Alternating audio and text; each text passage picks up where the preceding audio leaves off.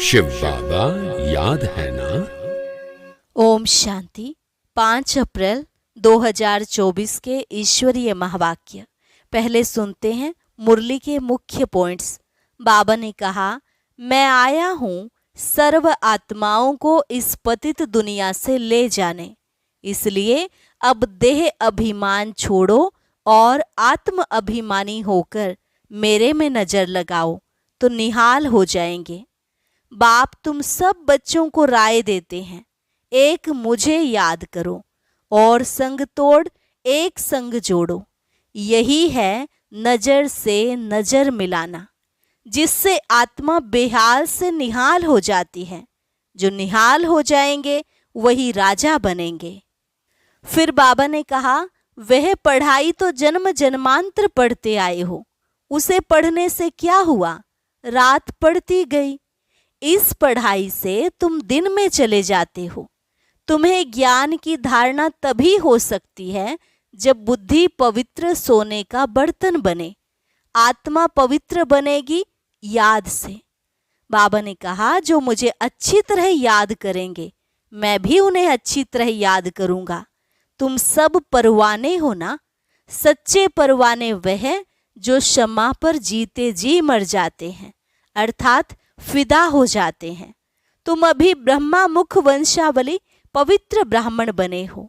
अगर फिर से रावण राज्य में गए तो छीछी बन जाएंगे। और लास्ट में बाबा ने कहा, जो मुझे याद करते हैं, मेरे लिए सर्विस करते हैं, मैं भी उनको याद करता हूँ, जिससे उनको बल मिलता है। और अब सुनते हैं महावाक्यों को विस्तार से। बाबा ने कहा, मीठे बच्चे, बाप को प्यार से याद करो तो तुम निहाल हो जाएंगे। नज़र से निहाल होना माना विश्व का मालिक बनना। प्रश्न, नज़र से निहाल किंदा स्वामी सतगुरु, इसका वास्तविक अर्थ क्या है? उत्तर, आत्मा को बाप द्वारा जब तीसरी आँख मिलती है तो उस आँख से बाप को पहचान लेती है तो निहाल हो जाती, अर्थात सद्गति मिल जाती है। बाबा कहते, बच्चे देही अभिमानी बन, तुम मेरे से नजर लगाओ, अर्थात मुझे याद करो और संग तोड़ एक मेरे संग जोड़ो तो बेहाल अर्थात कंगाल से निहाल अर्थात साहूकार बन जाएंगे। ओम शांति। मीठे मीठे रूहानी बच्चे किसके पास आते हैं? रूहानी बाप के पास। समझते हो, हम शिव बाबा के पास जाते हैं। यह भी जानते हैं शिव बाबा सब आत्माओं का बाप है। यह भी बच्चों को निश्चय चाहिए कि वह सुप्रीम टीचर भी है तो सुप्रीम गुरु भी है। सुप्रीम को परम कहा जाता है, उस एक को ही याद करना है। नज़र से नज़र मिलाते हैं। गायन है, नज़र से निहाल किंदा स्वामी सतगुरु। उनका अर्थ चाहिए, नज़र से निहाल किसको? जरूर सारी दुनिया के लिए कहेंगे, क्योंकि सर्व का सद्गति दाता है, सर्व को इस पतित दुनिया से ले जाने वाला है। अब नज़र किसकी? क्या यह है आँखें? नहीं, तीसरी आँख मिलती है ज्ञान की, जिससे आत्मा जानती है यह हम सभी आत्माओं का बाप है। बाप आत्माओं को राय देते हैं कि मुझे याद करो। बाप आत्माओं को समझाते हैं, आत्माएं ही पतित तमो प्रधान बनी हैं। अब यह तुम्हारा 84वां जन्म है।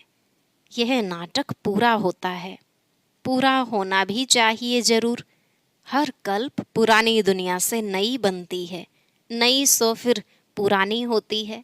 नाम भी अलग है। नई दुनिया का नाम है सतयुग। बाप ने समझाया है, पहले तुम सतयुग में थे, फिर पुनर्जन्म लेते 84 जन्म बिताए। अब तुम्हारी आत्मा तमो प्रधान बन गई है। बाप को याद करेंगे तो निहाल हो जाएंगे। बाप सम्मुख कहते हैं, मुझे याद करो। मैं कौन? परमपिता परमात्मा। बाप कहते हैं, बच्चे देही अभिमानी बनो, देह अभिमानी नहीं बनो। आत्म अभिमानी बन, तुम मेरे में नज़र लगाओ, तो तुम निहाल हो जाएंगे। बाप को याद करते रहो, इसमें कोई तकलीफ नहीं। आत्मा ही पढ़ती है, पार्ट बजाती है, कितनी छोटी है। जब यहाँ आते हैं तो 84 जन्मों का पार्ट बजाते हैं, फिर वही पार्ट रिपीट करना है। 84 जन्मों का पार्ट बजाते आत्मा पतित बन पड़ी है। अब आत्मा में कुछ भी दम नहीं रहा है। अब आत्मा निहाल नहीं, बेहाल अर्थात कंगाल है। फिर निहाल कैसे बने? यह अक्षर भक्ति मार्ग के हैं, जिस पर बाप समझाते हैं। वेद शास्त्र चित्रों आदि पर भी समझाते हैं। तुमने यह चित्र श्रीमत पर बनाए हैं, आसुरी मत पर तो अनेक ढेर के ढेर चित्र बनाए हैं। उनका कोई ऑक्यूपेशन नहीं। यहाँ बाप आकर बच्चों को पढ़ाते हैं। भगवानुवाच है तो उनकी नॉलेज हो गई। स्टूडेंट जानते हैं यह फलाना टीचर है। यहाँ तुम बच्चे जानते हो कि बेहद का बाप एक ही बार आकर ऐसी वंडरफुल पढ़ाई पढ़ाते हैं। इस पढ़ाई और उस पढ़ाई में रात दिन का फर्क है। वह पढ़ाई पढ़ते पढ़ते रात पड़ जाती है, इस पढ़ाई से दिन में चले जाते हैं। वह पढ़ाइयाँ तो जन्म जन्मांतर पढ़ते आए। इसमें तो बाप साफ बतलाते हैं कि आत्मा जब पवित्र होगी तब धारणा होगी। कहते हैं शेरनी का दूध सोने के बर्तन में ही ठहरता है। तुम बच्चे समझते हो हम अब सोने का बर्तन बन रहे हैं। होंगे तो मनुष्य ही, परंतु आत्मा को संपूर्ण पवित्र बनना है। 24 कैरेट था, अभी 9 कैरेट हो गया है। आत्मा की ज्योति जो जगी हुई थी वह अब बुझ गई है। ज्योति जगी हुई और बुझी हुई वालों में भी फर्क है। ज्योति कैसे जगी और पद कैसे पाया, यह बाप ही समझाते हैं। बाप कहते हैं मुझे याद करो। जो मुझे अच्छी तरह याद करेंगे मैं भी उनको अच्छी तरह याद करूँगा। यह भी बच्चे जानते हैं नज़र से निहाल करने वाला एक बाप ही स्वामी है। इनकी आत्मा भी निहाल होती है। तुम सब परवाने हो, उनको क्षमा कहते हैं। कोई परवाने सिर्फ फेरी पहनने आते हैं, कोई अच्छी तरह पहचान लेते हैं तो जीते जी मर जाते हैं। कोई फेरी पहन चले जाते हैं, फिर कभी कभी आते हैं, फिर चले जाते हैं। इस संगम का ही सारा गायन है। इस समय जो कुछ चलता है उनके ही शास्त्र बनते हैं। बाप एक ही बार आकर वर्षा देकर चले जाते हैं। बेहद का बाप जरूर बेहद का वर्षा देंगे। गायन भी है 21 पीढ़ी। सतयुग में वर्षा कौन देते हैं? भगवान रचयिता ही आधा कल्प के लिए वर्षा देते हैं रचना का। याद भी सब उनको करते हैं। वह बाप भी है तो टीचर भी है, स्वामी सतगुरु भी है। भल तुम और किसको भी स्वामी सतगुरु कहते होंगे, परंतु सत एक ही बाप है। ट्रुथ हमेशा ही बाप को कहा जाता है। वह ट्रुथ क्या आकर करते हैं? वही पुरानी दुनिया को सचखंड बना देते हैं। सचखंड के लिए हम पुरुषार्थ कर रहे हैं। जब सचखंड था तो और सब खंड नहीं थे, यह सब पीछे आते हैं। सचखंड का किसको भी पता ही नहीं। बाकी जो अब खंड हैं उनका तो सबको मालूम है, अपने अपने धर्म स्थापक को जानते हैं। बाकी सूर्यवंशी, चंद्रवंशी और इस संगम युगी ब्राह्मण कुल को कोई जानते नहीं हैं। प्रजापिता ब्रह्मा को मानते हैं, कहते हैं हम ब्राह्मण ब्रह्मा की औलाद हैं, परंतु वह हैं कुख वंशावली, तुम हो मुख वंशावली। वह हैं अपवित्र, तुम मुख वंशावली हो पवित्र। तुम मुख वंशावली बन फिर छीछी दुनिया रावण राज्य से चले जाते हो।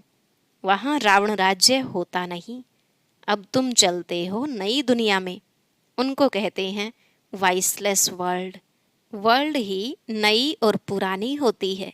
कैसे होती है यह भी तुम जान गए हो। दूसरा तो कोई की बुद्धि में नहीं है। लाखों वर्ष की बात को कोई जान भी ना सके। यह तो थोड़े समय की बात है। यह बाप बैठ बच्चों को समझाते हैं। बाप कहते हैं मैं आता ही तब हूँ जब खास भारत में धर्म ग्लानि होती है। दूसरी जगह तो किसको पता ही नहीं कि निराकार परमात्मा क्या चीज है। बड़ा बड़ा लिंग बनाकर रख दिया है। बच्चों को समझाया है आत्मा का साइज कभी छोटा बड़ा नहीं होता है। जैसे आत्मा अविनाशी है वैसे बाप भी अविनाशी है। वह है सुप्रीम आत्मा। सुप्रीम माना वह सदैव पवित्र और निर्विकारी है। तुम आत्माएं भी निर्विकारी थी, दुनिया भी निर्विकारी थी। उनको कहा ही जाता है संपूर्ण निर्विकारी। नई दुनिया फिर जरूर पुरानी होती है। कला कम होती जाती है। 2 कला कम चंद्रवंशी राज्य था, फिर पुरानी दुनिया बनती जाती है। पीछे और खंड आते जाते हैं। उनको कहा जाता है बाई प्लाट, परंतु मिक्सअप हो जाते हैं। ड्रामा प्लान अनुसार जो कुछ होता है वह फिर रिपीट होगा। जैसे बोधियों का कोई बड़ा आया, कितनों को बौद्ध धर्म में ले गया, धर्म को बदला दिया। हिंदुओं ने अपना धर्म आप ही बदला है, क्योंकि कर्म भ्रष्ट होने से धर्म भ्रष्ट भी हो पड़े हैं, वाम मार्ग में चले गए हैं। जगन्नाथ के मंदिर में भी भल गए होंगे, परंतु कोई का कुछ ख्याल नहीं चलता। खुद विकारी हैं तो उन्हों को भी विकारी दिखा दिया है। यह नहीं समझते कि देवताएं जब वाम मार्ग में गए हैं तब ऐसे बने हैं। उस समय के ही यह चित्र हैं। देवता नाम तो बड़ा अच्छा है, हिंदू तो हिंदुस्तान का नाम है, फिर अपने को हिंदू कह दिया है। कितनी भूल है। इसलिए बाप कहते हैं यदा यदा ही धर्मस्य। बाबा भारत में आते हैं, ऐसे तो नहीं कहते मैं हिंदुस्तान में आता हूँ। यह है भारत। हिंदुस्तान व हिंदू धर्म है नहीं। मुसलमानों ने हिंदुस्तान नाम रखा है। यह भी ड्रामा में नोंद है, अच्छी तरह समझना चाहिए। यह भी नॉलेज है। पुनर्जन्म लेते लेते वाम मार्ग में आते आते भ्रष्टाचारी बन पड़ते हैं। फिर उन्हों के आगे जाकर कहते हैं आप संपूर्ण निर्विकारी हो, हम विकारी पापी हैं। और कोई खंड वाले ऐसे नहीं कहेंगे हम नीच हैं अथवा हमारे में कोई गुण नहीं है, ऐसे कहते कभी सुना नहीं होगा। सिख लोग भी ग्रंथ के आगे बैठते हैं, परंतु ऐसे कभी नहीं कहते कि नानक तुम निर्विकारी हो, हम विकारी। नानक पंथी कंगन लगाते हैं, वह है निर्विकारी पने की निशानी, परंतु विकार बिगर रह नहीं सकते हैं। झूठी निशानियां रख दी हैं। जैसे हिंदू लोग जनेऊ पहनते हैं, पवित्रता की निशानी है। आजकल तो धर्म को भी नहीं मानते। इस समय भक्ति मार्ग चल रहा है। इनको कहा जाता है भक्ति कल्ट। ज्ञान कल्ट सतयुग में है। सतयुग में देवताएं हैं संपूर्ण निर्विकारी। कलयुग में संपूर्ण निर्विकारी कोई हो न सके। प्रवृत्ति मार्ग वालों की स्थापना तो बाप ही करते हैं, बाकी सब गुरु हैं निवृत्ति मार्ग वाले। उनसे उन्हों का जोर जास्ती हो गया है। बाप कहते हैं यह जो कुछ तुमने पढ़ा है उनसे मैं नहीं मिलता हूँ। मैं जब आता हूँ तो सबको नज़र से निहाल कर देता हूँ। गायन भी है नज़र से निहाल किंदा स्वामी सतगुरु। यहाँ तुम क्यों आए हो? निहाल बनने, विश्व का मालिक बनने। बाप को याद करो तो निहाल बन जाएंगे। ऐसे कभी कोई कहेंगे नहीं कि ऐसा करने से तुम यह बन जाएंगे। बाप ही कहते हैं तुमको यह बनना है। यह लक्ष्मी नारायण कैसे बने कोई को मालूम नहीं है। तुम बच्चों को बाप सब कुछ बताते हैं। यही 84 जन्म ले पतित बने, फिर तुमको यह बनाने आया हूँ। बाप अपना परिचय भी देते हैं तो नज़र से निहाल भी करते हैं। यह किसके लिए कहते हैं? एक सतगुरु के लिए। वह गुरु लोग तो ढेर हैं और माताएं अब लाए हैं भोली। तुम सब भी भोलानाथ के बच्चे हो। शंकर के लिए कहा है आंख खोली विनाश हो गया। यह भी पाप हो जाए। बाप कभी ऐसे काम के लिए डायरेक्शन नहीं देते हैं। विनाश तो कोई और चीज़ों से होगा। बाप ऐसे डायरेक्शन नहीं देते। यह तो सब साइंस निकालते रहते हैं, समझते हैं हम अपने कुल का आप ही विनाश करते हैं। वह भी बांधे हुए हैं, छोड़ नहीं सकते। नाम कितना होता है, मून में जाते हैं परंतु फायदा कुछ भी नहीं।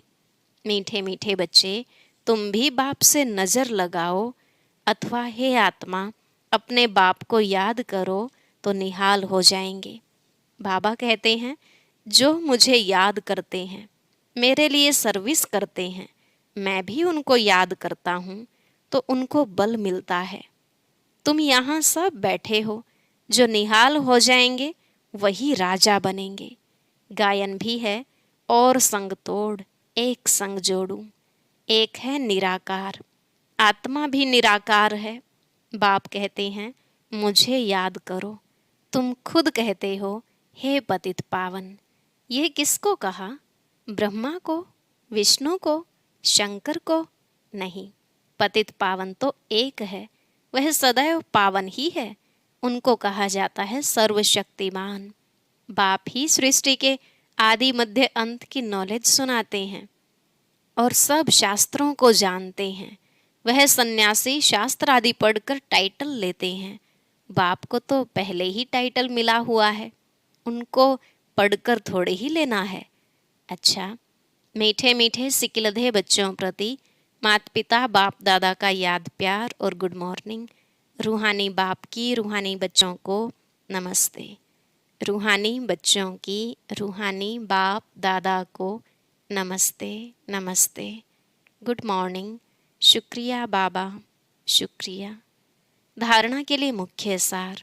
पहला पॉइंट, क्षमा पर जीते जी मरने वाला परवाना बनना है, सिर्फ फेरी लगाने वाला नहीं। ईश्वरीय पढ़ाई को धारण करने के लिए बुद्धि को संपूर्ण पावन बनाना है। दूसरा, और सब संग तोड़ एक बाप के संग में रहना है। एक की याद से स्वयं को निहाल करना है। आज का वरदान, दिल की महसूसता से दिलाराम की आशीर्वाद प्राप्त करने वाले स्वपरिवर्तक भव। दिल की महसूसता से दिलाराम की आशीर्वाद प्राप्त करने वाले स्वपरिवर्तक भव। बाबा ने कहा स्व को परिवर्तन करने के लिए दो बातों की महसूसता सच्चे दिल से चाहिए। पहली, अपनी कमजोरी की महसूसता। दूसरी, जो परिस्थिति व व्यक्ति निमित्त बनते हैं उनकी इच्छा और उनके मन की भावना की महसूसता। परिस्थिति के पेपर के कारण को जान स्वयं को पास होने के श्रेष्ठ स्वरूप की महसूसता हो कि स्वस्थिति श्रेष्ठ है, परिस्थिति पेपर है। यह महसूसता सहज परिवर्तन करा लेगी और सच्चे दिल से महसूस किया तो दिलाराम की आशीर्वाद प्राप्त होगी। स्लोगन, वारिस वह है जो एवर रेडी बन हर कार्य में जी हजूर हाजिर कहता है।